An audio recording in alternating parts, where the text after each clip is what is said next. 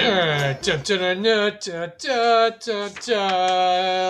listeners. You are listening to another episode of That's Entertainment. I am your pop culture maven, Jeff Malone, and my regular co-host, Aunt Beth, is not here today, but with us live from Export, PA. Please welcome back my good friend, Jeff Smith. Jeff, it's good to be back on. What year number is this? Have you counted? For us doing a March Madness recap episode, I believe it's the fourth one. I think I looked up. I actually was looking this up. I think our first time was 3 years ago. Yeah, that sounds right. Because do you remember what year the eclipse was? I do feel like it was 2023. No, I think that was 24, because that wasn't the first time we did it. I think that was the second time we did it. Okay. But it's all blurring together. I think it was 2023.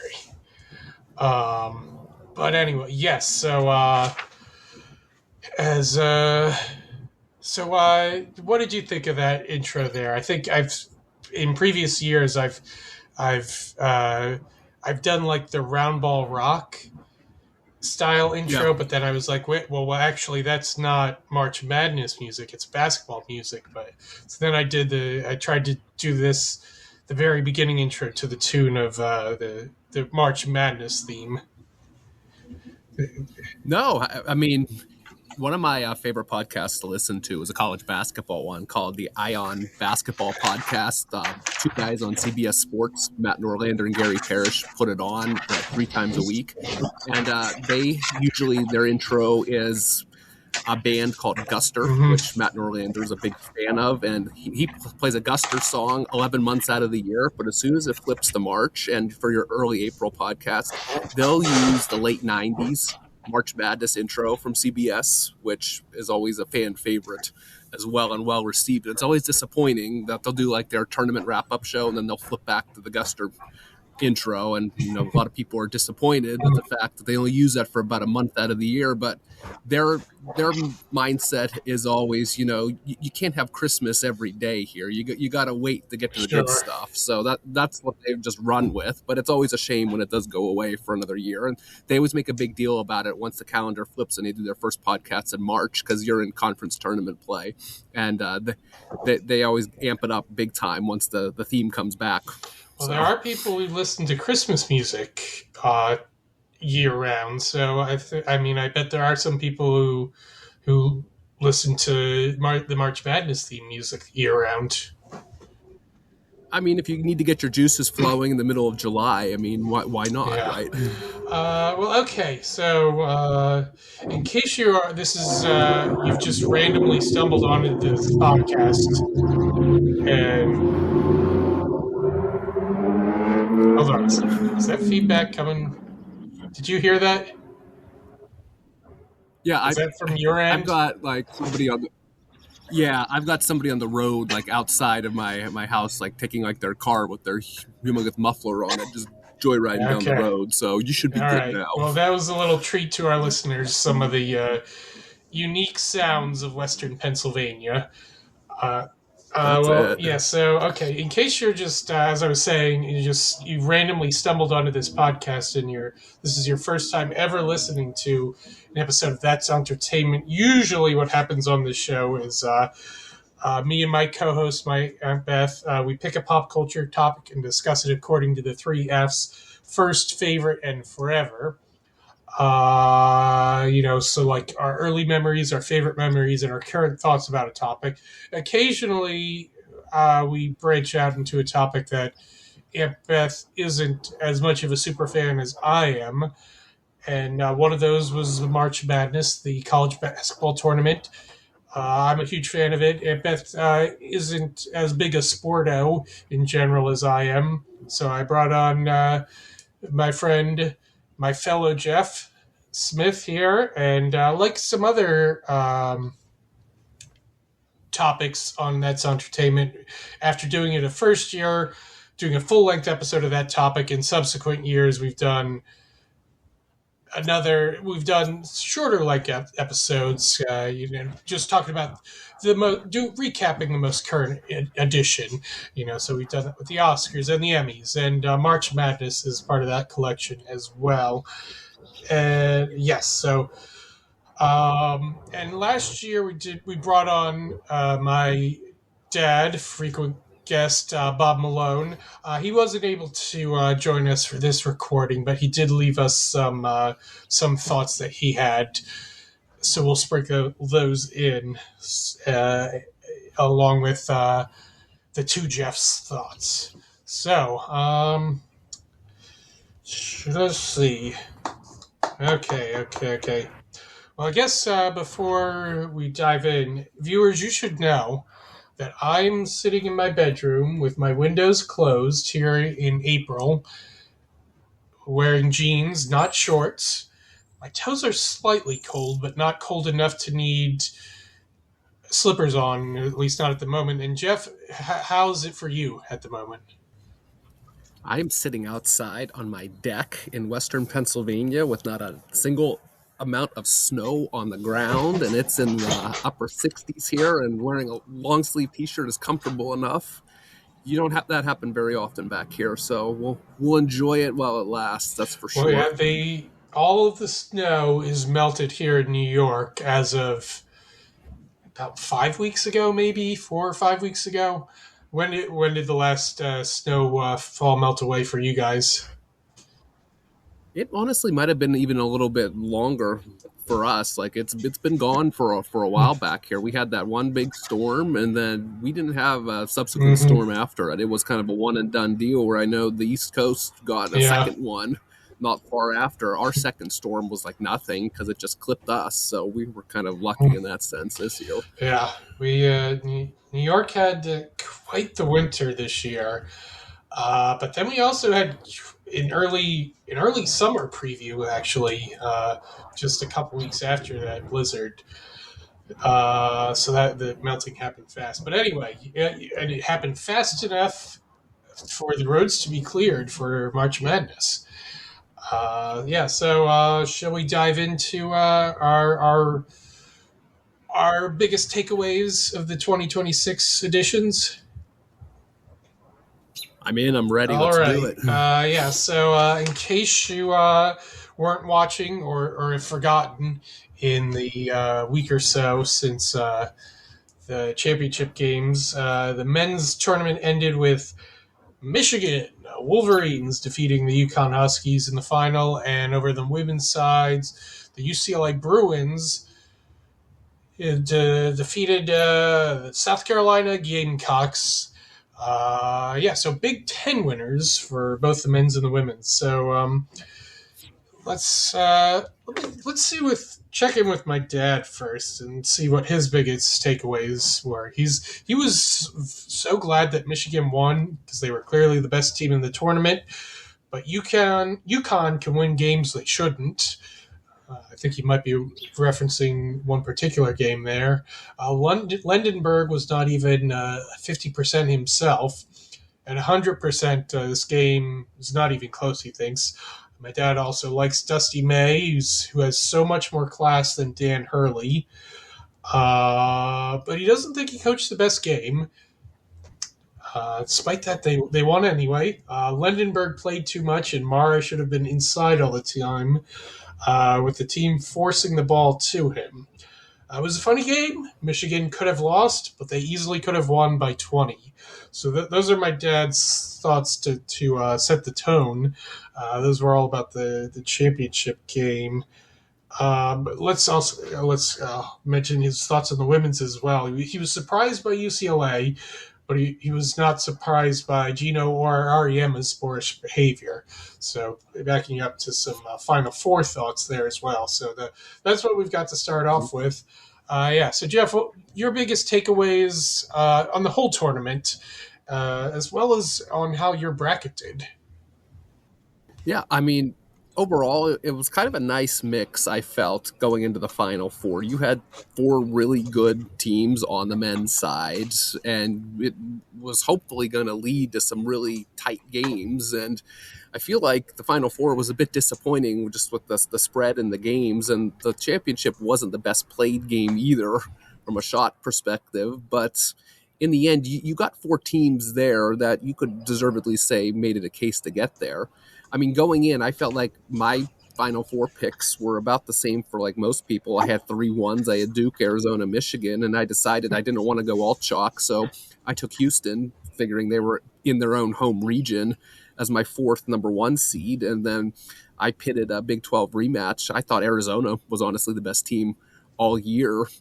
And I mean, after the way they played against Michigan, it made me rethink that just a little bit. And I had a Big 12 rematch of Houston and Arizona in the finals, and Arizona winning, which I felt overall I was pretty pleased about in the long run, having a couple of my Final Four teams make it. And I mean, that's just the beauty of the tournament, is sometimes it just doesn't go your way. And I felt like some of my my upsets necessarily didn't hit, but I wasn't penalized for them along the way in the tournament either. I lost Florida, but most people did. But a lot of my earlier upsets, I had the team losing in the next round, and that was okay. Like, nothing really burned me where I lost a team that I had in my Elite Eight in like the first round. So it was kind of it was a safe year in that sense. It was a little differently for me, at least in the early rounds. Well, I mean, I was. I had a terrible first round. I was second to last, I believe, at the end of the first round in the one the one pool that I was in, and it was mainly the close seeded games. So like I think I only got 1 8 9 game right. I got let's see. I got 2 of the 7 10 game rights. But I got none of the 6 11 games right, because 2 6s won and 2 11s won. I picked 2 6s and 2 11s, but were the wrong ones of each of those. Um, and yeah, then the 5 12 games, I only got one of those right because I picked 2 12s and not the 1 12 seed that did win. But it's like, well, my Final Four is still alive. I had a similar one as you. I had the same uh, one seeds that you picked. I went with Illinois instead of Houston, so that worked out for me. So I was 8 seconds away from having a perfect Final Four. Yeah.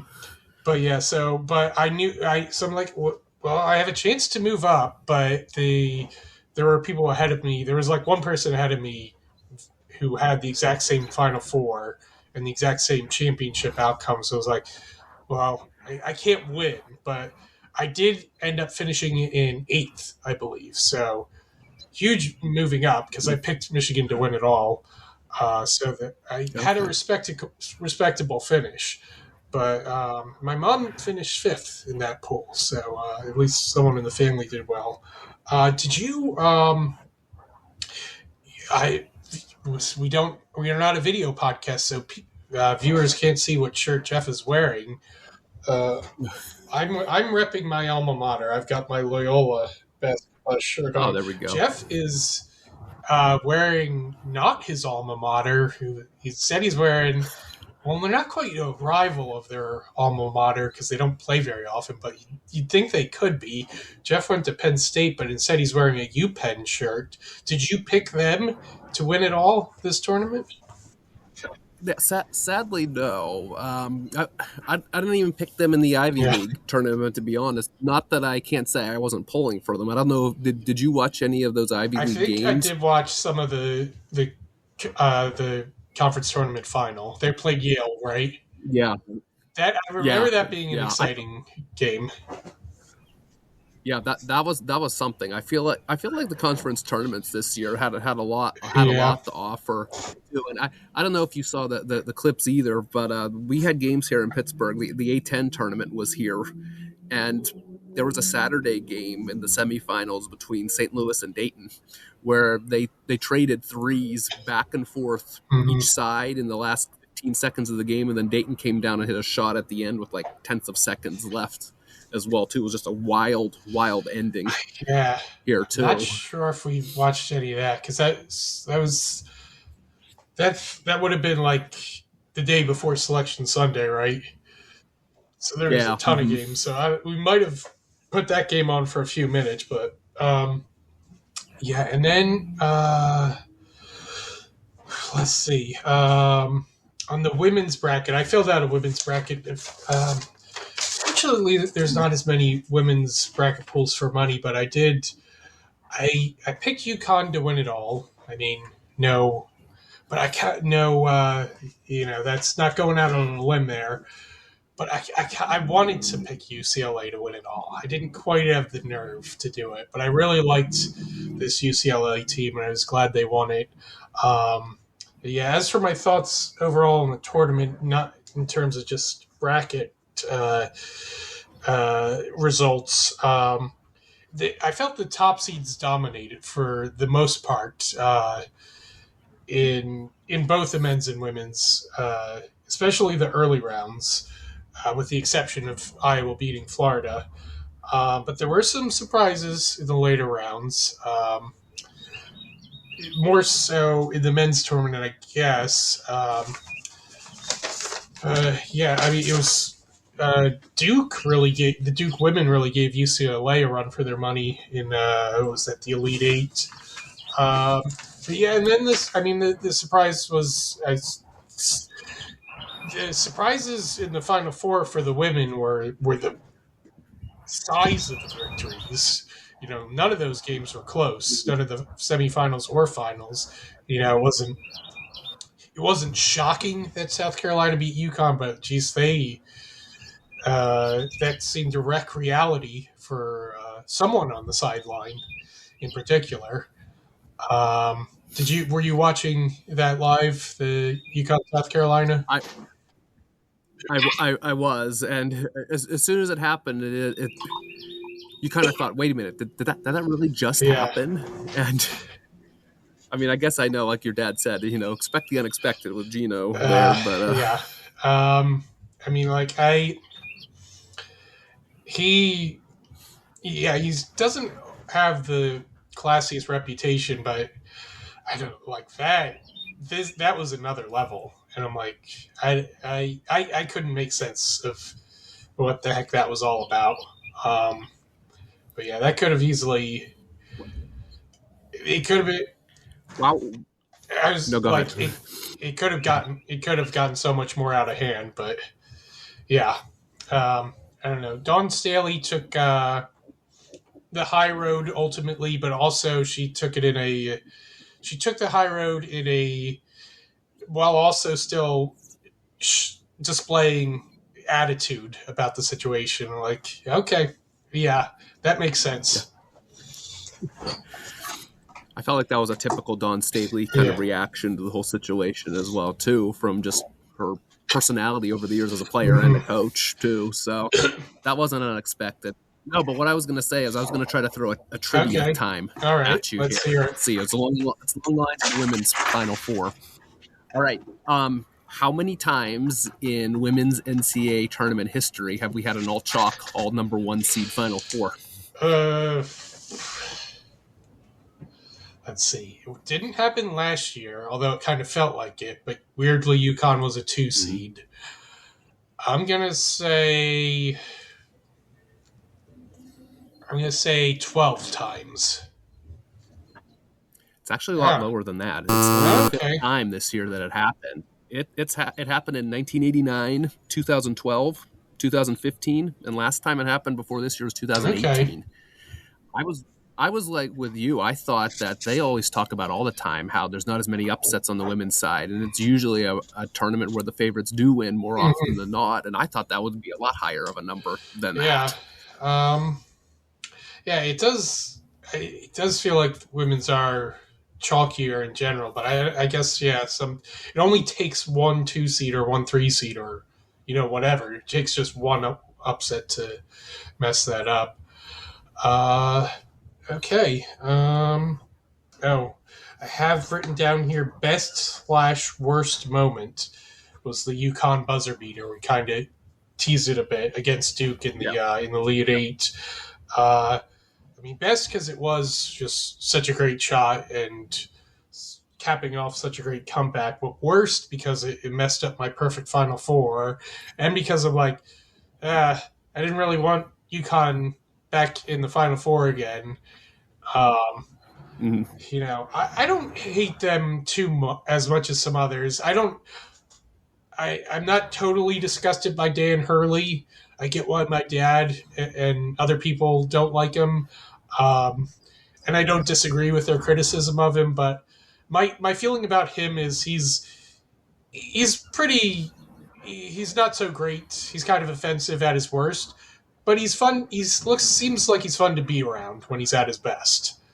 Yeah. No, I kind of agree. Like I was always bothered more about Jim Calhoun for some reason than Dan Hurley. Interesting. Why was that? I don't know, just something about just his arrogance, I thought, always kind of rubbed me the wrong way, too. I don't know if it was more so necessarily in more of the Big East heyday where, you know, when UConn would play even Syracuse, I'd rather pull for Syracuse. When UConn would play Pitt, I'd pull for Pitt. Or UConn-Villanova, I'd pick Villanova. Like, I was always like, I'm not really the biggest UConn fan here to begin with, but I remember liking them back when they won that first championship back in '99, that Khalid Al-Amin team. Like I thought they were fun, but just over the years couldn't stand Jim Calhoun for one reason or another. Interesting. Okay, well, should we have any more thoughts on the games and the bracket before I've got a good question. Okay. Yeah. I should have given you a little bit more prep for this one and not put you on the spot. Where would you rank Mullins' shot if you were to rank all the shots in NCAA tournament history?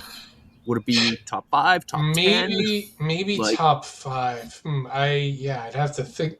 The two that come to mind immediately are the Christian Laettner shot, which was. That was Elite Eight, I believe. It was. Yeah. Yep.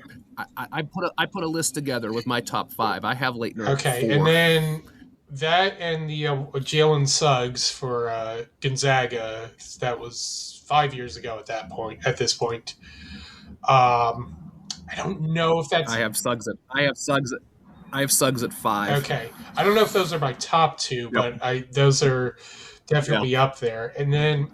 Another one I like a lot, which I think was Bryce Drew, right, for Valparaiso. Yep.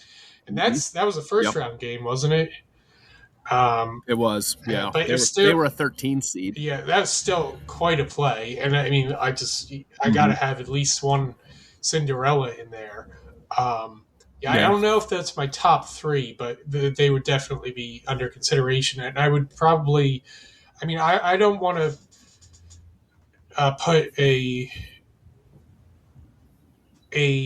want to be able to think about it for a bit. So Mullen being this year, I'm like, give me until next year before I decide where that would be. But yeah, that would probably be somewhere in my top 10. I don't know if it would quite crack the top 5. All right, do you want me to spoil it? Yeah, go ahead if you've got it prepared. Yeah, no, I got it. All right, 5, you were right. I had Jalen Suggs and the shot against UCLA. I feel like a lot of people forget that one, just with the whole year after COVID, kind of still strange NCAA tournament. Now, for me, that made it more memorable. Like I couldn't forget this. I know. Yeah. I know that whole clip of just seeing it happen and just how the bench was separated, the broadcasters had their plexiglass between them. Like it was totally a different experience.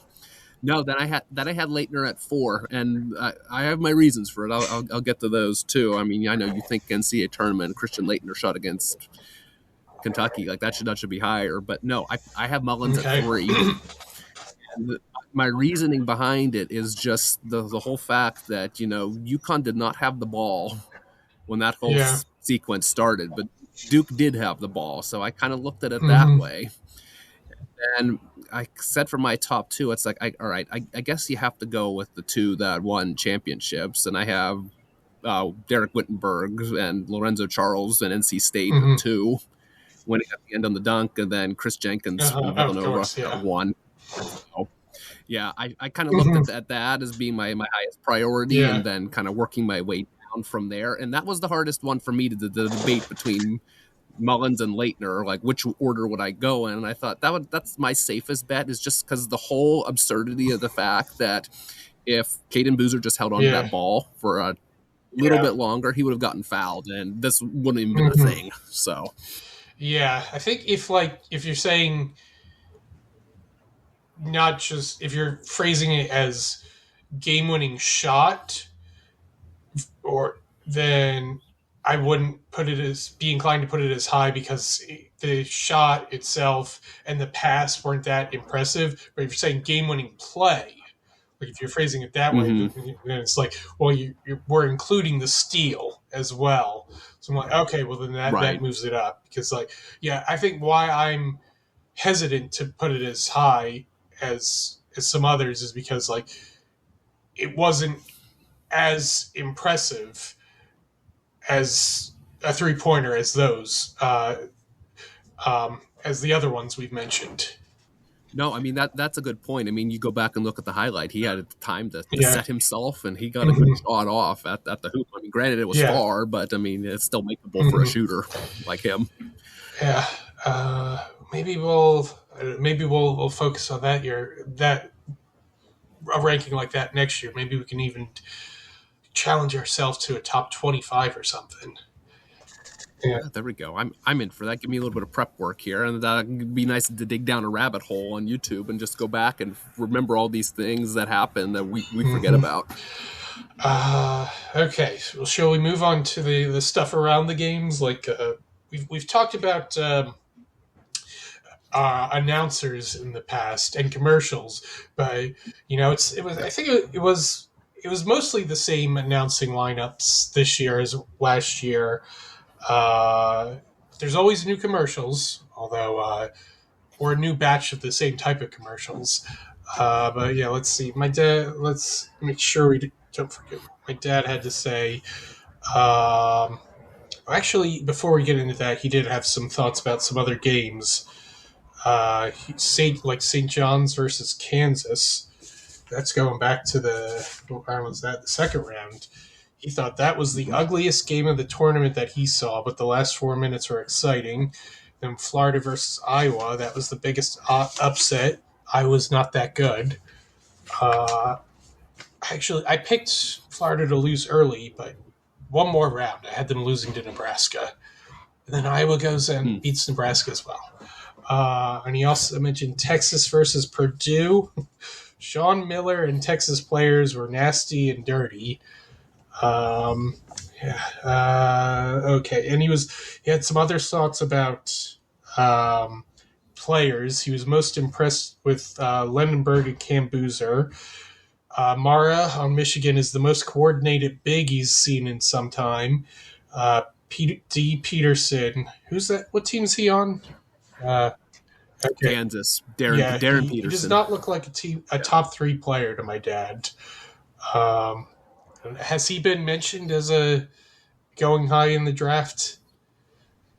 Yeah, that they honestly think. I mean, it's crazy to think about their college performances. A lot of NBA scouts, from what I've heard over the winter, think that Peterson's actually going to get picked before Boozer in the Okay. draft. Yeah. Yeah, they just like his ability to make shots and create his own shots as well too. They think that's going to translate well on the next level. I think they almost liken Peterson to almost like a Donovan Mitchell type. Yeah. Well, I mean, I'm not a scout, but at least based on what I saw in the tournament, the most impressed I was by anyone was Ade Mara on Michigan, who was, yeah, I agree with my dad, very coordinated. I would not have guessed that he's 7'3". Like, he seems more like Yeah. he has a decent outside shot. Like, I would have guessed like 6'10" or something, but I don't know. 7-footers can do anything nowadays. And in the women's game, he loves Hannah Hidalgo. But moving on to and he also mentioned the reffing. He felt it was very consistent in the early rounds and many games from half to half. Too many video reviews and too many flagrant fouls. The early rounds, it can be overwhelming. And I'm also sometimes I'll have. I may have mentioned this on past podcasts. I'll be watching a show, a non-sports show on my TV, and then I have a game playing on silent on my computer. Um, yeah. So, did you think there were a lot of too many flagrants or anything like that? I did. I thought it was interesting. Like we got a first-hand knowledge on the hook and hold this year in so many tournament games where I feel like now I can spot it a whole lot easier. And I feel like Gene Steratore got his run explaining hook and hold in so many of the games that I watched as well too. So Gene's actually from Western Pennsylvania, so it's always funny to see him on TV as well. Yeah. So your mom is originally from Pittsburgh? Does her family know the Steratore family? No, surprisingly not. No, not everybody back here knows everybody, but Pittsburgh's not that small a city. no, not Okay. quite. So, But yeah, okay. So let's move on. Yeah, let's any. So, did you have any thoughts about announcers or commercials or anything else like any pre-game or post-game in studio stuff? yeah, no. I thought now I know what your dad thought as well, and I know we'll get to that as well. I did like the Kevin Harlan, Robbie Hummel, and Stan Van Gundy Yes. trio. I thought less is more with Stan Van Gundy. Okay, yeah. So well, since you started there, we'll mention my dad that yes. Yeah. So he says Kevin Harlan sounds like a race car announcer, just like a shot, a miss, a rebound, and Stan Van Gundy, according to my dad, regardless of his insights, has such an irritating voice. So it sounds like you're somewhat in agreement, but a little more positive on that crew at least. I do think that Robbie Hummel is going to be the eventual replacement for Bill Rafferty when that time eventually happens. I thought he had an outstanding tournament, and I hope CBS capitalizes on and keeps him on as much coverage as they can get, because I definitely liked his insight in what he brought. And then, I mean, as always, the main team of Ian Eagle, Grant Hill, and Bill Rafferty were just right on top of their game as well. And it made me almost wonder too, a lot of times in sports broadcasting, it's kind of like the whole 3-man booth is frowned upon because it's just like there's not enough time for 2 analysts to kind of fill that space. But it also makes me wonder too, like, is it just not getting the right combination and having the right chemistry? Like, I look at those top 2 teams this year. You had a former player in Hummel and Hill and a former coach in Van Gundy and Rafferty. Do you need that balance of one of each where, the coach can defer to the player can defer to the coach, and it kind of makes it easier for the play-by-play broadcaster to kind of direct the question? And two, is it more of a coach question? Is it more of a player question as well, where I did like having that insight from both sides of the equation as well, too, where it's like, do more of the broadcast teams need to look that way as well? It's certainly one way to do it. But I mean, yeah, I think there's also such a personality difference between Raftery and Hill, especially. To me, that's why a big reason why I like them so much. Like, it's such a complementary unit. Like, the way I would describe, like, my thought is Iron Eagle, the play-by-play, he comes up with these descriptions and these puns on the fly. He probably has some prepared ahead of time, and I'm thinking my reaction to his is, how does he come up with this stuff? And then Bill Raftery has his catchphrases and his noises, and I'm like, what the heck is he even talking about? But he makes it work.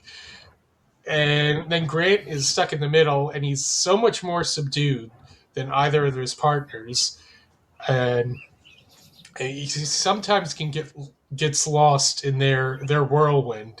But I'm like, okay, no, he is on their wavelength, or at least like he knows how to.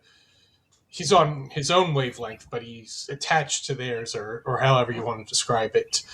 Yeah, but So would yeah. So my dad said number one team is excellent. Those three guys, and he and I have the same pick for the best line, the best call by Ian Eagle in this tournament, which was yeah, you already know what it was because my dad said it to both of us, but it was waiting for Cadeau, Michigan's Cadeau. I guess hopefully our listeners are learned enough to pick up that reference, or at least Yeah. willing. Yeah, how many March Madness viewers do you think got that reference? And of those that didn't, how many do you think looked it up to figure out what Ian was talking about? Yeah, I feel like it was probably more along that side of things. That's for sure. Along the announcer line too, I was wondering, Jeff, your thoughts. Did you watch a decent amount of the halftime shows? Because I thought Nate Burleson was so out of place being a studio host, and I mean his role. I mean, granted, he's a former NFL receiver. It just didn't fit, and you just needed that traditional kind of host to play traffic cop Yeah, almost, and directed to the analysts and the experts, and just stick to the highlights. I didn't need to see like someone who would like mentally tell me who I should pick in my brackets or things like that. Like I didn't need that. I would have just been happy flipping over to another channel to just give me the highlights and the yeah. analysis and then be good. That I didn't notice as much. I didn't watch, or at least didn't pay attention too much to the early games halftime shows. Mostly just the later games, Final Four and the final really. So there you had like the top crew, Ernie and Charles and Kenny and Bruce Pearl. I don't think he adds too much, but No. so I didn't notice that with Nate, but I can understand that. But yeah, he seems to be like CBS's kind of do everything guy.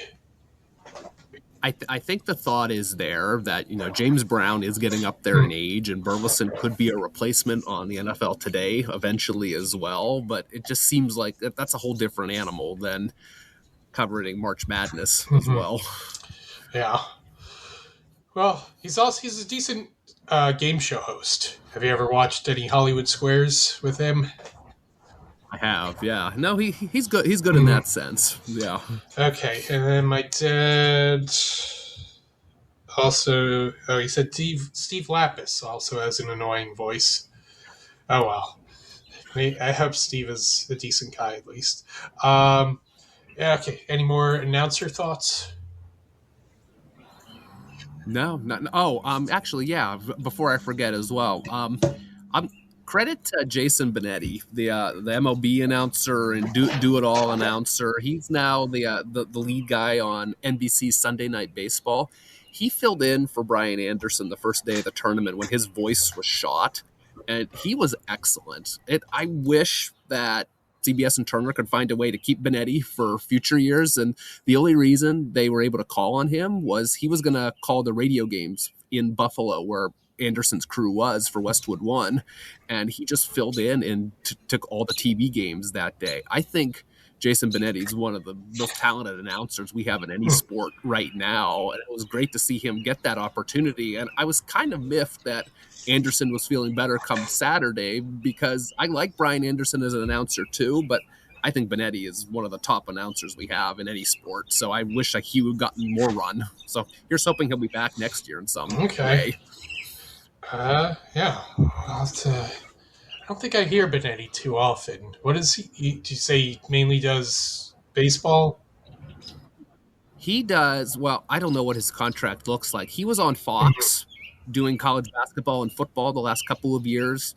Now he just signed a contract with NBC, who has now the Sunday Night Baseball package as well, and he does that, and he's the regular play-by-play announcer for the Detroit Okay. Tigers as well. So somehow, some way, he's able to fit that all in his schedule and do it. But he's good. All right. Well, yeah. So any commercials or that stood out, or anything like any fun, goofy, silly moments like that are worth mentioning? My dad wrote, as far as commercials go, Tatum.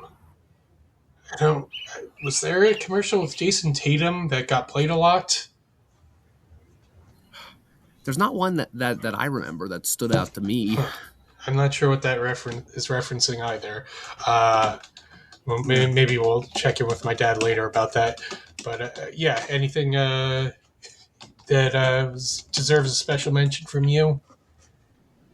Do you think the Charles Barkley and Samuel L. Jackson Capital One commercials have run their course? Well, maybe they can go in a new direction because one of them did feature a very, I thought, a terrific edition who also made an appearance in studio. Do you know what I'm talking about? I can't think of it off the top of my Someone head. who visited us from the past, very important to the game of basketball. Oh, yes, Yes, Dr. Naismith. Dr. James Naismith. I guess he looks as spry as he was in, what, 1930? When did he invent basketball? Even earlier? Is it even Yeah. earlier than that? Yes, Will Forte played Dr. Naismith in both the Capital One commercial and in between the Final Four games. Yeah, I thought that was. I'd be happy to see him return. As long as this doesn't turn into something like KFC when they decided to start switching the Colonel Sanders to like 20 different actors or something like that, and we'll just keep Will in his job there, I'd be for that. Yeah. That would be an odd direction to go in, but yeah, like this was like perfectly up Will Forte's alley, like someone from 100 years ago transported to the modern day. It would be totally different if they did a recasting. But okay, let's see. We also I don't know if we've done this in previous years. Maybe we've had, but any great player names or nicknames? Oh, this is my favorite part of show research for this year. So every year to kind of prep myself for the tournament, there is a guy on X who puts together, no lie, like a 700-page research of all the NCAA tournament facts and historical stats and rosters and data for this year's teams. So to get ready for this, I scoured the PDF and I was looking through all the rosters to find some of my favorite names on here. So I've got a nice solid list here I could go through. Okay. Yeah. Well, you know what? Before you do that, my list is much shorter, so I'll let that. Okay. I'll let that be a lead-in. I think my favorite name that stood out for me, actual name, given name, is Solo Ball. I forget who he played with. What team was he on? He was on UConn. Yeah, I knew it was a team that made it pretty far. But then I will say I wish a different team had made it further. Well, that would have meant that they would have had to have upset the team that I picked to win it all, and who did win it all. But I would have loved for St. Louis to have gone farther, so we could have seen more of Larry Blurred, a.k.a. Kareem Abdul-Jabbar, a.k.a. Milk Chamberlain. These are all just a few of the nicknames of Robbie Avila, who's he's about 6'7", 6'8", sharpshooter for St. Louis, who wears protective goggles, so he kind of looks like a nerdier Larry Bird. Shaquille Oatmeal, one more name for him. So that if you were watching early games, you got to know him, but yeah, it would have been nice if he'd kept on playing and even more people got to know all those wonderful nicknames. But yeah, you take it away with your list. All right. So I've got first teammates from Gonzaga. We have guards Emmanuel Innocenti, or it looks like Innocenti, Mario St. Superi. And then we have a guard from Queen's University in Charlotte, Jimma James, Jimma. Howard University has a guard named River Smith, no relation. Vanderbilt, did you catch this one, Jeff? Vanderbilt has a forward, Chandler Bing. Oh yeah, no, I did. And you know what it says on his on like the fun facts section of his player page on Vanderbilt Athletics website? I believe it No. says has never seen an episode of Friends. Yeah. Oh, that's good. um, Texas A&M has a forward. Now, he used to play at Pitt as well. So he was a transfer. His name is Federico. First name and last name spelled Like exactly the Mario same. Mario. That's right.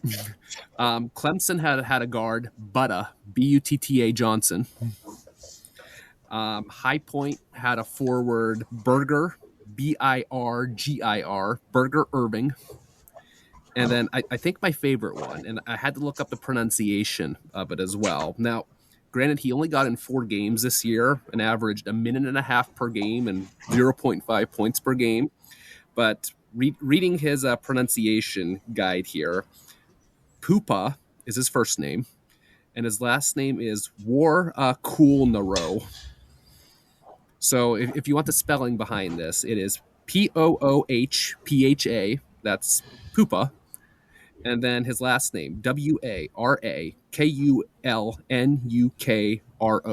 He's a guard from the University of Central Florida. Played 4 games total for the Knights this year. No run in the tournament, but he was on the squad. He was in the stat book. So, did Central Florida make it to any of the tournaments? Like, were they in the NIT or the College Basketball Crown? What's that? The men's team? Oh yeah, no. Remember they were a 10 seed. They played UCLA in the first round. Yeah. No, I stopped all tournament teams for this one. I forgot that. Yeah, so UCF was in it. Never mind. Yeah, so if UCF was out, then Pupa would not have made the cut here. So. Oh right. Yeah, as much as I love March Madness, it's hard to keep track of all 68 teams that were in it on any given year. Okay. Yeah, anything else that we had to cover? No, I mean, I like some of the additions this year. I mean, now we have kind of a little bit of homework here. I mean, top 25 shots for next year. Maybe I've got to find the women's 700-page PDF and scour their rosters as well for best names for next year. Got a little bit. We'll have to work on that. Let's see. Can we think of off the top of our heads any great women's names from this year? AZ Fudd is a pretty good one. Yeah, that's what I was going to go with. AZ. I think Reagan Gears from Oklahoma is pretty good. What was that? Reagan Gears. That's a decent one. Yeah. That's okay. Well, I have a couple of questions for you. One is an opinion question, and one is a trivia question. Okay. So I'll do the opinion one first. What do you think is the ideal start time for the championship game? The tip-off was what, 8:49 p.m. Eastern time. What do you think? Should it be earlier or later?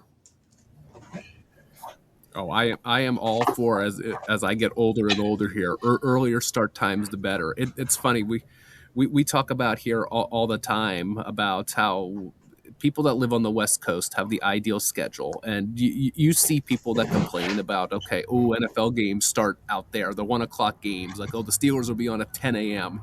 That sounds wonderful to me. If I could come home from work and the men's tournament final tipped off at 6:00.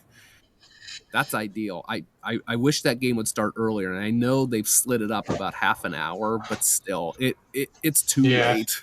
And I mean, that's just us East Coast fans suffering. I wish it was a lot earlier, and I don't know, maybe I need to retire and just move to the West Coast, and then I'll be perfect with my sports watching abilities here. I mean, maybe my dad agrees with you. He says it should be earlier, about 7:30 p.m. or 8 p.m. I mean, maybe part of it has to do with it's on a Monday night, so I guess, I don't know, maybe that makes it tricky with, CBS has their local channel commitments before 8 o'clock, but it's on TBS and TNT this year. I think it alternates every other year. But these channels can do it earlier if they want to. Like what? Like I was gonna say. Actually, I was gonna say NBA on their Tuesday night games. They usually start. MEC's Tuesday night games have started at 8 o'clock usually this season, right? But at the Yeah. opening week, wasn't the first one at 7? So, Yes. yeah, and this is just one game, so like, and then obviously, and then opening weekend, they've got games all day. Well, CBS they have a break in between for local news and whatever. But yeah, still like, geez, almost 9 o'clock. Aunt Beth and I had this same discussion about the Oscars. The Oscars should the problem with the Oscars isn't that they're too long; it's that they start too late, and now they've been starting earlier. So March Madness, you're on notice. Start the championship game earlier. We don't have this issue with the And women. even along those lines too, Jeff, I remember when we were younger how the second round, that Sunday, was always wrapped up, and they always made a big deal about it. It was always done by the time 60 Minutes came on. And now you're getting these Sunday night games that are tipping after 10 o'clock. I wish I could go back to the way it was. And I think once Turner got involved and they could push games to those other channels, that kind of was gone by the wayside. But I wish it could go back to that way, because I thought the best day of watching was that Sunday of the Elite Eight, where those two games were 2:20 and 5 o'clock. Yeah, perfect. But the Elite Eight is still that way, right? Isn't it? Wasn't it just the two games at like 2:30ish and 5 o'clock? The Sunday is. The Saturday is like 6 and 8:45. Yeah. Okay. Yeah. I mean, I don't hate that the Saturday is that. I don't know if I'm not necessarily staying up for all of the second game, but I don't think it's outrageous that a Saturday night game starts that late. But okay, on to the trivia question I have. You may have seen this, but let's. When was the last year the same conference won both the men's and women's tournaments, as happened this year, and the college football championship? Because that was what happened this year. So all Big Ten teams, UCLA in the women's, Michigan in the men's, and Indiana won football. I guess you weren't watching SportsCenter at the same time when I saw this. No.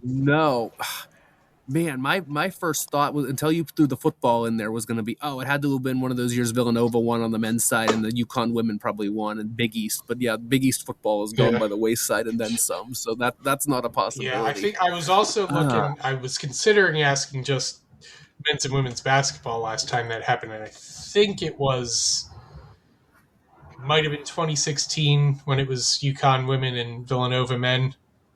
But yeah, it goes further back when you add football in there as well.